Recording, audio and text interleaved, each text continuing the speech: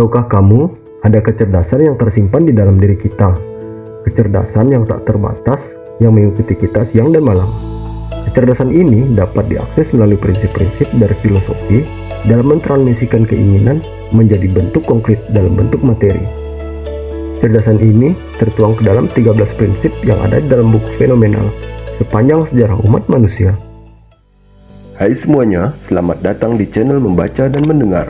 Pada video kali ini, kita akan membahas buku klasik yang telah menginspirasi jutaan orang di seluruh dunia. Judul buku ini adalah Think and Grow Rich, karya Napoleon Hill. Buku ini berisi panduan tentang bagaimana meraih kesuksesan finansial dan mencapai tujuan hidup yang diinginkan. Jadi, mari kita mulai. Awal mula Napoleon Hill menulis buku ini ketika pertemuannya dengan Andrew Carnegie. Andrew Carnegie merupakan seorang pengusaha terkemuka pada masanya.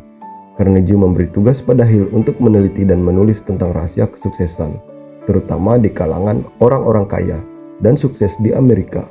Napoleon Hill sendiri adalah seorang penulis dan pembicara motivator yang terkenal pada masanya, terutama karena karya tulisnya yang berjudul Think and Grow Rich. Buku ini awalnya diterbitkan pada tahun 1930-an. Telah terjual lebih dari 100 juta kopi dan sudah diterjemahkan kurang lebih ke 50 bahasa di seluruh dunia. Hill menghabiskan lebih dari 20 tahun hidupnya untuk meneliti dan mewawancarai orang-orang sukses di berbagai bidang, seperti bisnis, politik, dan industri. Dia mengambil informasi kepada lebih dari 500 orang sukses, termasuk Henry Ford, Thomas Edison, John Rockefeller, Alexander Graham Bell, dan Charles M. Schwab. Think and Grow Rich adalah karyanya yang paling terkenal dan berpengaruh, yang berisi 13 prinsip kesuksesan. Walaupun sudah hampir berumur 100 tahun, tapi buku ini masih sangat relevan pada masa kini.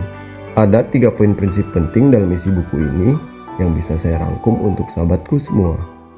Yang pertama, hasrat. Hasrat adalah suatu dorongan atau keinginan yang kuat untuk mencapai atau memperoleh sesuatu yang diinginkan.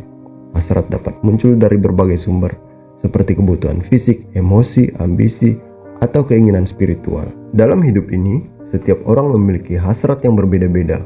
Ada orang yang memiliki hasrat yang kuat dan terus mendorong mereka untuk mencapai tujuan dan impian mereka. Namun, ada juga orang yang memiliki hasrat yang lemah, yang membuat mereka sulit untuk mempertahankan semangat dan motivasi dalam hidup. Seringkali kamu merasa sulit untuk menentukan tujuan hidupmu, tidak memiliki keinginan yang kuat untuk mencapai impianmu, walaupun kamu mungkin memiliki bakat dan keterampilan yang luar biasa. Hasrat yang lemah dapat menghalangi kamu dari mencapai potensi penuhmu. Kamu merasa tidak percaya diri dan tidak yakin tentang kemampuan yang kau miliki. Hal ini bisa membuat kamu terjebak dalam siklus kecemasan dan kekhawatiran yang hanya memperburuk kondisi hasrat yang ada dalam dirimu. Ada baiknya kamu memberi dirimu waktu untuk beristirahat dan merefleksikan kembali tujuanmu, mengidentifikasi peristiwa atau situasi tertentu yang memicu hal yang membuat kamu terpuruk, baik dalam kondisi keuangan, keluarga, ataupun dalam lingkungan kerjamu, yang membuat kamu merasa berada di titik terendah dalam hidupmu. Namun, meskipun jika itu menjadi tantangan yang sulit untuk diatasi, itu bukanlah akhir dari segalanya. Kamu bisa memulai dengan tujuan kecil yang dapat dicapai dengan mudah, mengambil langkah-langkah kecil menuju tujuan yang lebih besar, dan menemukan sumber inspirasi yang dapat memotivasi dirimu. Dengan upaya dan kesabaran yang tepat, hasrat yang lemah bisa menjadi kuat dan mendorong kamu menuju kesuksesan dan kebahagiaan dalam hidup. Namun, hasrat juga bisa menjadi sesuatu yang berbahaya jika tidak diimbangi dengan kebijaksanaan dan kontrol diri, seperti pengambilan risiko yang berlebihan atau tindakan yang merugikan diri sendiri ataupun orang lain. Jika saat ini kamu mengalami hasrat membara yang tak terkontrol, sehingga membuat kamu selalu merasa tidak puas dan merasa tertekan jika keinginan tersebut tidak terpenuhi, bahkan jika itu harus dilakukan dengan cara yang merugikan dirimu sendiri atau orang lain. Terkadang, kamu terobsesi dengan tujuanmu dan mengabaikan kebutuhan lainnya, seperti hubungan sosialmu atau kesehatan, sehingga ini menimbulkan rasa kekecewaan, putusasaan, dan frustasi yang tinggi, bahkan hingga berpengaruh pada keuangan atau karirmu. Hasrat yang lemah ataupun kuat memang tidak bisa disangkal. Dengan mengakui dan menerima bahwa hasrat tersebut ada, dan jangan mengabaikannya atau mencoba untuk menyangkal keberadaannya. Cobalah untuk mengidentifikasi apa yang memicu hasrat tersebut. Apakah ada situasi tertentu ataupun orang yang membuat hasrat tersebut semakin membara? Dengan mengetahui pemicu-pemicu ini, maka kamu dapat lebih mudah mengontrol hasrat tersebut. Kembangkan alternatif kegiatan positif untuk mengalihkan perhatian dari hasrat yang membara. Misalnya, mencoba kegiatan olahraga, seni yang menarik minat, ataupun melakukan sesuatu yang positif. Poin kedua, keyakinan. Perkembangan keyakinan pada pengembangan diri manusia adalah sesuatu proses yang kompleks dan terjadi sepanjang kehidupan manusia. Proses ini dimulai sejak manusia masih bayi hingga dewasa dan terus berkembang seiring dengan pengalaman hidup dan interaksi sosial yang dialaminya. Keyakinan pada konteks ini bukan keyakinan dalam bentuk keimanan atau agama tertentu, lebih pada keyakinan yang merujuk pada pengembangan pribadi. Pada usia dewasa, kamu cenderung memiliki keyakinan lebih stabil dan kompleks tentang dunia dan sangat mengakar dalam dirimu sendiri. Terlepas keyakinan tersebut berdampak baik atau buruk bagi dirimu. Keyakinan ini biasanya didasarkan pada pengalaman hidup yang lebih luas, seperti pengalaman di tempat kerja, hubungan interpersonal, dan pengalaman hidup yang signifikan. Namun, tidak menutup kemungkinan keyakinan pada pengembangan diri setiap manusia tidak selalu linear dan bisa terus berubah seiring waktu. Setiap pribadi dapat mengalami perubahan keyakinan yang signifikan sebagai akibat dari perubahan lingkungan, pengalaman hidup baru, atau peristiwa yang mengubah pandangan hidup mereka sebelumnya. Satu hal yang perlu disadari, keyakinan pada manusia tidak kenal baik atau buruk. Ini tergantung dari pribadi masing-masing.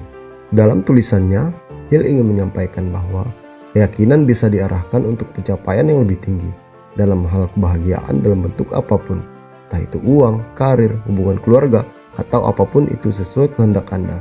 Selama itu hal yang positif, Hill percaya berdasarkan pengalamannya mewawancarai 500 orang kaya di Amerika bahwa sejatinya manusia bisa berpikir dan menjadi kaya karena semua berawal dari pikiran. Poin yang ketiga, autosugesti. Autosugesti adalah proses di mana seseorang menggunakan sugesti atau afirmasi positif untuk mengubah atau mempengaruhi pikiran dan perilaku mereka. Lewat autosugesti, seseorang menyampaikan pesan positif ke dalam pikiran bawah sadar mereka dengan tujuan mengubah perilaku yang tidak diinginkan. Proses ini melibatkan pengulangan pesan positif atau afirmasi kepada diri sendiri secara teratur yang dapat membantu memperkuat ataupun mengarahkan hasrat dan keyakinan terhadap apapun itu dalam bentuk uang, karir, ataupun hubungan keluarga. Pentingnya autosugesti tergantung kepadamu untuk membentuk keyakinan yang kuat dalam pikiran bawah sadarmu. Pikiran bawah sadar merupakan bagian dari pikiran yang bertanggung jawab untuk menentukan perilaku dan sikap setiap orang dalam bertindak. Dengan menggunakan teknik autosugesti, kamu dapat memperkuat keyakinan dalam dirimu, sehingga dapat mempengaruhi perilaku dan tindakan yang kau lakukan dalam mewujudkan setiap tujuan. Pastinya kamu pernah merasa ketika keyakinan dan hasratmu bertolak belakang. Tentunya hal ini sangat berpengaruh besar pada apa yang kau capai. Misalnya ketika kamu membuat suatu tujuan goal tertentu, tapi ada bagian lain dari dirimu menganggap itu tidak mungkin. Perasaan-perasaan itulah yang akan meruntuhkan semangatmu, sehingga itu menjadi suatu angan-angan yang lama-kelamaan akan hilang dari pikiranmu, sehingga kamu semakin menjadi orang yang tidak memiliki tujuan yang jelas, yang membawamu jatuh dan terpuruk, baik itu dalam keuangan, karir, bahkan dalam hubungan keluarga. Dengan menentukan hasrat atau tujuan yang jelas dan keyakinan yang kuat, kamu bisa keluar dari keterpurukanmu. Tentunya harus dalam keselarasan antara hasrat dan keyakinan. Dalam tulisannya, Hill menyampaikan ada beberapa cara untuk membuat afirmasi yang memungkinkan kamu terhubung dengan alam bawah sadarmu. Kesimpulan, dengan dorongan hasrat atau tujuan yang jelas dan terarah, sangat memungkinkan untuk mencapai atau memperoleh sesuatu yang diinginkan, apakah itu dalam bentuk uang, karir, ataupun hubungan keluarga. Tentunya harus dibarengi dengan keyakinan yang positif dan terarah.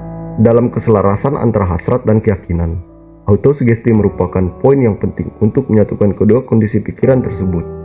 Memang semua tidak mudah, artinya kamu harus membereskan kondisi pikiranmu dulu, karena semua tindakan berawal dari pikiran. Berhasil ataupun tidak berhasil dirimu, itu ada pada pilihan masing-masing. Apakah kamu akan tetap dalam kondisi terpuruk seperti sekarang ini, atau menjadi orang yang berpikir dan menjadi kaya? Tapi ini layak dicoba, tidak ada yang tidak mungkin di dunia ini. Oke sahabatku semua, sampai di sini dulu pertemuan kita di konten kali ini.